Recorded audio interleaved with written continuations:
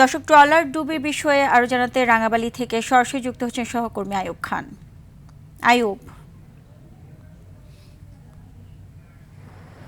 আয়ুব, নিখোঁজ ৬ জেলের উদ্ধার তৎপরতা নিয়ে আমাদেরকে বিস্তারিত জানাবেন।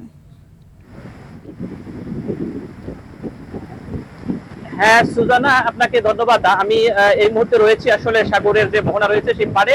আপনি জানতে চেয়েছিলেন যে আসলে এই যে নিখোঁজ যে ৬ জন জেলে সম্পর্কে। তবে রবিবার রাত ১০টার দিকে একটি ট্রলার সাগর থেকে ফেরার পথে, সাগর উত্তাল থাকায় সাগর থেকে ফেরার পথে একটি ট্রলার ডুবে যায়। সেখান থেকে ১১ জন মাঝি মাল্লা ছিল। সেখান থেকে ৫ জন মাঝি মাল্লাকে অন্য একটি ট্রলারে ঘাটে নিয়ে আসে। কিন্তু সেই রবিবার রাত থেকে এখন পর্যন্ত কিন্তু ৬ জন নিখোঁজ রয়েছে। এখন পর্যন্ত কিন্তু তাদের কোনো ধরনের খোঁজ খবর নেই। তো এই তাদের নিখোঁজ যে জেলেরা রয়েছে তাদের বাড়ি পার্শ্ববর্তী যে গলাচিপা উপজেলার পানপট্টি এবং গজালিয়া ইউনিয়নের বাবা ছেলে সহ ৬ জন এখনো কিন্তু নিখোঁজ রয়েছে।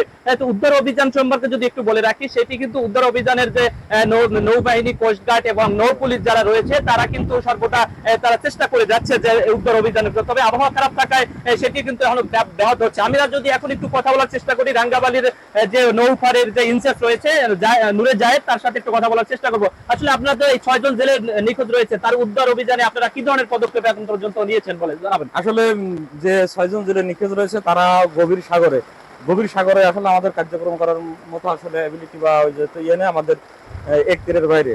আপনারা দেখতে পাচ্ছেন আমরা হেলার নিয়ে এই বৃষ্টির মধ্যে এবং যে প্রচন্ড বাতাস হচ্ছে এর মধ্যে দেখেন আমরা জনগণকে সচেতন করার জন্য আমরা মাইকিং করতেছি, বলতেছি কেউ যেন এই উত্তাল সাগরে তারা যেন কেউ না নামে। আমরা আসলে সচেতনতা বৃদ্ধি করা ছাড়া ওই ঘটনাস্থলে সেই গভীর সাগরে যে আসলে উদ্ধার করার মতন আমাদের কিন্তু সেরকম ক্যাপাসিটি নেই বা ওটা আমাদের এরিয়ার বাইরে।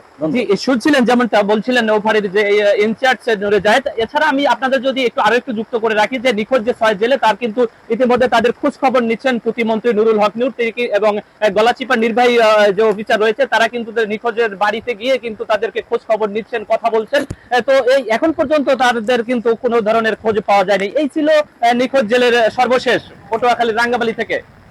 জি, আপনাকে অসংখ্য ধন্যবাদ।